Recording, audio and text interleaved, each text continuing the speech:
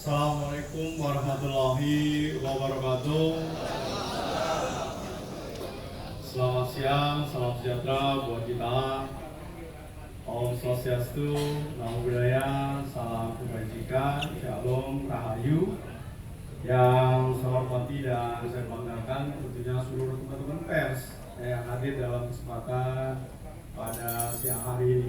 Sungguh luar biasa ya, bahwa pertemuan ini adalah merupakan bagian dari roadshow ya, karena kita masih memasuki bulan Syawal ya, dimulai dari kita melakukan halal bihalal dengan para tokoh partai politik, kemudian juga tokoh masyarakat, tokoh agama, kemudian dunia kampus, dan pada akhirnya hari ini adalah dengan para insan pers yang tentunya dalam kondisi yang sehat dan bahagia. Puji syukur kehadirat Allah Subhanahu wa Ta'ala ya. Hari yang berbahagia ini kita dapat terus bisa bersilaturahmi, salam berkurang pada junjungan besar Muhammad Sallallahu Alaihi Wasallam, keluarga, sahabat dan tentunya sampai akhir zaman. Ya, karena ini ada hampir 14 ikatan ya, organisasi kewartawanan ya, insan pers yang ada di Kota Bekasi. Dan ini tercatat di Dinas di Kabak Humas ya, Bu Yeti. Jadi saya kira komunikasi yang sudah intens, sudah baik, harus lebih baik lagi. Yang belum baik kita perbaiki. Dan dalam suasana yang penuh kebahagiaan, masih memasuki dalam bulan Syawal ya, tentunya saya mewakili pemerintah Kota Bekasi dan juga atas nama pribadi dan keluarga mengucapkan tentunya minal aidin wal faizin, mohon maaf lahir dan batin. Ya, mungkin dalam kita berinteraksi dalam 1 tahun terakhir ya, ada kata, ucapan, tindakan yang kurang berkenan, ada hal-hal yang kemudian menyinggung perasaan ya, ada sikap, tindakan yang kurang berkenan. Tentunya itu adalah bagian kita sebagai manusia ya, tidak ada manusia yang sempurna, tetapi adalah manusia yang paling baik, manusia yang terpuji adalah manusia yang bisa memaafkan orang lain. Karena bagaimana juga memaafkan itu adalah merupakan kebutuhan ya buat diri kita sendiri. Ya, jadi bukan maaf itu sebenarnya bukan kebutuhannya orang lain atau orang yang berbuat salah kepada kita, tapi sebetulnya adalah merupakan bagian dari kebutuhan dari kita. Supaya apa?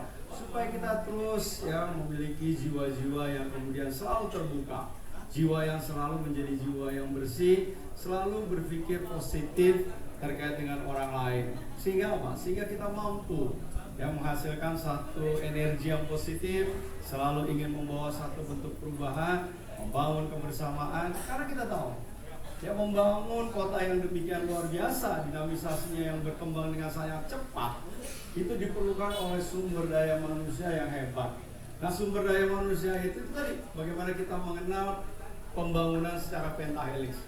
Ya, baru saja ya tentunya saya mohon maaf ya, karena memang sesuai dengan perjanjian saya minta Bu Yekti coba kita kalau bisa jam 1 tepat. Karena apa? Karena setelah ini saya harus ada kegiatan ya, sehingga juga sudah janji sekitar jam 2 ada di Jakarta. Jadi saya nggak mungkin bisa. Nah, tapi tadi ternyata yang terlambat adalah wisuda di Bayangkara. Ya. Saya tidak memprediksi kalau ternyata wisudanya cukup panjang ya, dari jam 9 ya sampai jam tadi selesai baru aja. Ya, saya pikir jam 12 selesai sehingga ada persiapan. Ternyata tadi baru saja selesai.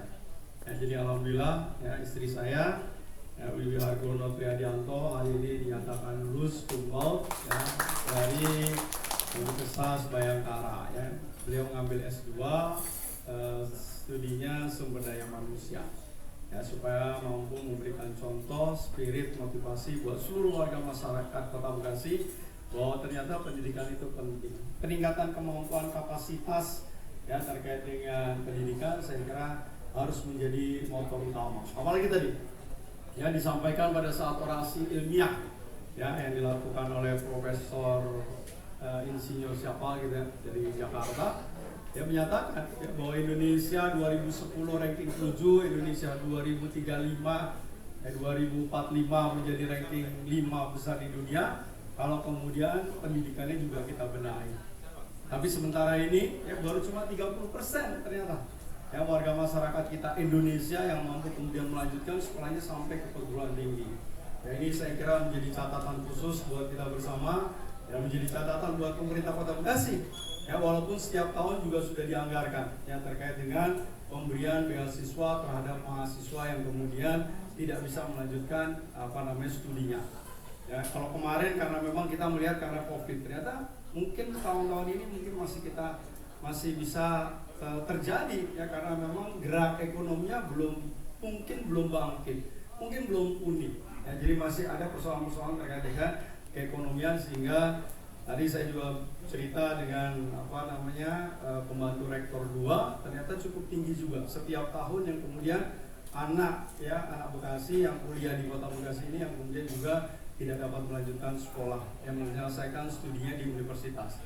Nah, jadi ini saya kira menjadi satu masukan tersendiri bahwa ini menjadi tugas kita bersama. Oleh karena itu, insan pers adalah memegang peranan penting ya sebagai garda terdepan ya untuk melakukan literasi edukasi ya ke dalam dan juga keluar ya ke dalam rangka untuk meningkatkan bagaimana ya setiap organisasi ini memiliki satu visi yang sama ini ya. Jadi satu organisasi dibentuk itu kan untuk memiliki visi yang sama ya. Kita mengikuti ini organisasi harus memiliki nilai tambah ya, agar apa? Agar itu tadi organisasi berjalan dengan baik. Dan supaya apa? Supaya kesejahteraan ya bagi anggotanya juga bisa terwujud. Ya, kesejahteraan tidak berimplikasi harus dengan uang, tidak berimplikasi dengan kelebihan dan lain sebagainya, tetapi misalnya adalah bagaimana mereka mendapatkan pendidikan juga, bagaimana mereka mendapatkan upgrade. Apalagi sekarang yang sudah digembar-gemborkan adalah memiliki kompetensi. Ya, pada saat seseorang mendapatkan kompetensi, mereka sebetulnya oleh negara diberikan yang namanya tunjangan. Seperti ya guru-guru yang mendapatkan sertifikasi. Nah, ini saya kira dunia pers mestinya juga ikut mendorong itu ya, buat para wartawan, insan pers yang kemudian secara mereka selalu melalui proses berjenjang yang cukup panjang, yang pada akhirnya mereka memiliki sertifikasi. Tentunya harapannya itu tadi, pemerintah juga memberikan hadir bersama-sama dalam rangka apa? Itu tadi, upgrading terus ya. Kapasitas kemampuan kita tidak boleh berhenti sampai di sini. Jangan pernah puas ya, karena itu tadi ya, belajar sepanjang masa, long life education. Ya, jadi itu bisa didapat di mana-mana, dengan pergaulan, ya termasuk di dalam rangka terus kita meningkatkan. Itu tadi dunia sekarang sudah luar biasa. Dan yang lebih penting ilmunya juga dari teman, ya dengan cara bergaul, bersahabat, dengan tentunya itu tadi orang-orang yang memiliki visioner ke depan. Ya, bagaimana membangun kota ini tentunya itu tadi. Pemerintah pasti akan memerlukan yang masukan, saran, ide. Ya, dan itu tidak perlu juga sekarang harus dilakukan secara face to face. Ya, saya yakin kayaknya sih kalau ada yang masuk ke DM saya, ya hari ini saya akan cukup responsif untuk menangani itu. Ya, hari ini tadi saya ada warga yang mengeluh, katanya rumahnya roboh dan lain sebagainya. Ya, saya suruh ya, Pak Bu Camat lihat ke lokasi seperti apa dan apa yang bisa kita lakukan. Kemarin viral ternyata anak-anak yang kemudian berantem, kemudian kita tindak lanjuti dengan Pak Kapolres. Kemudian ada yang kemudian banjir di RW sekian di Duren Jaya misalnya. Jadi yang penting adalah kemudian ada satu proses responsibility. Ya, kami semua sudah sepakat ya bahwa pemerintah ini adalah sifatnya melayani. Ya. Jadi melayani apa yang kemudian menjadi kebutuhan warga masyarakat. Tentunya itu tadi. Pasti tidak semua bisa diselesaikan. Karena apa? Ada keterbatasan sumber daya yang kita miliki. Baik itu mulai dari sumber daya manusia. Makanya itu tadi kita berharap dunia usaha ikut, kita berharap dunia pendidikan juga ikut. Untuk apa? Ikut sama-sama melakukan penetrasi. Untuk sama-sama kita berkolaborasi. Untuk sama-sama kita gotong royong. Yuk, ini kita ada masalah seperti ini. Apa sih sebetulnya solusinya? Yang terbaik seperti apa sih? Nah, itulah yang saya kira komunikasi yang aktif ya di antara kita dengan warga masyarakat. Yang penting adalah bagaimana pemerintah hadir di tengah-tengah warga masyarakatnya. Pemerintah memberikan jaminan dan kepastian terkait dengan investasi ya yang akan kemudian hadir. Luar biasa perkembangan adanya Japek 2, adanya jalan tol, ada yang kemudian LRT, kereta cepat. Ini yang menimbulkan ya, efek yang domino ya terkait dengan infrastruktur, terkait dengan kebutuhan dan lain sebagainya. Kenapa? semuanya sudah tidak lagi ada jarak. Ya tentunya itu tadi, bagaimana orang-orang yang sekarang hari ini 65% berangkat ke Jakarta, begitu melihat Jakarta luar biasa fasilitas infrastruktur yang mereka miliki. Tetapi begitu masuk kota Bekasi, kalau udah mulai gredek, itu pasti Bekasi. Ya kan? Kalau udah mulai gredek, masuk. Kalau udah mulai ada genangan air, ini berarti Bekasi. Ya. Tapi artinya itu tadi, ini menjadi cambuk buat kita. Ya, bahwa ini menjadi cambuk kita untuk kita kerja. Tapi kita lihat lagi, oh ternyata APBD-nya wajar saja DKI. Ya, DKI dengan 10 juta jiwa, ya mereka punya APBD hampir 81 triliun. Yang Bekasi 2,4 juta hanya punya 5,8 triliun. Ya itulah. Ya, jadi dari sisi anggaran saja sudah ada, tetapi itu tadi bagaimana ya melakukan penetrasi, efisiensi, efektivitas terkait dengan prioritas skala pembangunan yang ada. Membangun tentunya bukan saja infrastruktur, tetapi yang lebih penting adalah kita membangun jiwa-jiwa, membangun manusianya. Indonesia Raya, ya lagu itu paling terbaik di dunia. Tepuk tangan buat kita bersama. Dan itu diakui oleh dunia. Ya, bagaimana mulai dari lirik, syair dan juga musik itu Indonesia Raya terbaik di dunia. Ya, karena apa? Disitulah muncul cita-cita, harapan, keinginan, founding father kita.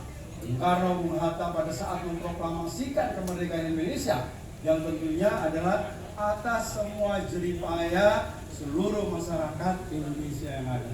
Bagaimana kita membangun jiwanya, membangun badannya. Jadi kita tidak boleh ya melepaskan membangun jiwanya. Membangun jiwa, membangun manusia-manusia. Manusia-manusia yang memiliki jiwa-jiwa sportif. Manusia yang memiliki jiwa-jiwa untuk terus meningkatkan ketikanan dan keimanan dan ketakwaan kepada Tuhan Yang Maha Esa sesuai dengan agama dan kepercayaan. Hari ini KONI ya, kita begitu support pemerintah Kota Bekasi, kita berkomitmen ya, agar atlet-atlet yang nanti bertarung, berjuang, patriot-patriot bangsa, patriot-patriot yang Kota Bekasi untuk mengharumkan nama. Karena itu tadi, olahraga adalah merupakan bagian dari gengsi dan juga spirit, semangat, branding. Ya, bahwa kota ini adalah kota yang maju, itu harus biasanya kalau kemudian olahraganya juga maju. Karena apa? Pasti kita yang dididik apa? Karena anak-anak yang kemudian memiliki jiwa-jiwa spirit, memiliki jiwa-jiwa stronger for life. Bagaimana dia berjuang? Ya, tentunya itu tadi dengan cara-cara yang bermartabat, dengan cara-cara yang kemudian tentu melalui proses yang panjang, melalui proses pembinaan, proses pelatihan, proses seleksi, pada akhirnya mereka kemudian menjadi juara. Nah itulah. Ya, jadi saya kira dalam kesempatan yang berbahagia ini saya sekali lagi mengucapkan permohonan maaf ya apabila mungkin dalam hal-hal kita berinteraksi ataupun dari pemerintah Kota Bekasi ada kekurangan. Sampaikan ya dengan cara-cara yang tentunya baik ya, kanal-kanal informasi yang sudah kita bangun tentunya merupakan bagian dari interaksi kita. Ya, saya sudah minta ya kepada seluruh jajaran mulai dari tingkat tingkat kelurahan, kecamatan, OPD memiliki yang namanya media sosial.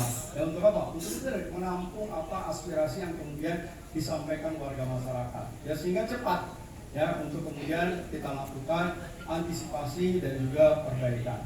Demikian yang bisa saya sampaikan dalam kesempatan siang hari ini. Sekali lagi saya ucapkan terima kasih dan ini menunjukkan bahwa kita ternyata bisa disiplin.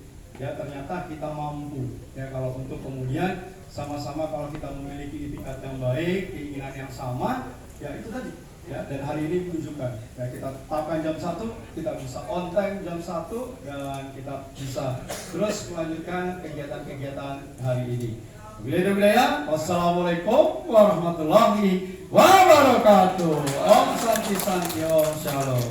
Dilanjutkan dengan foto bersama. Foto bersamanya gimana? Atau berdasarkan asosiasi? Atau bareng-bareng? Asosiasi aja. Oh, baik. Duduk, yang lain dulu. Bisa ngambil diri.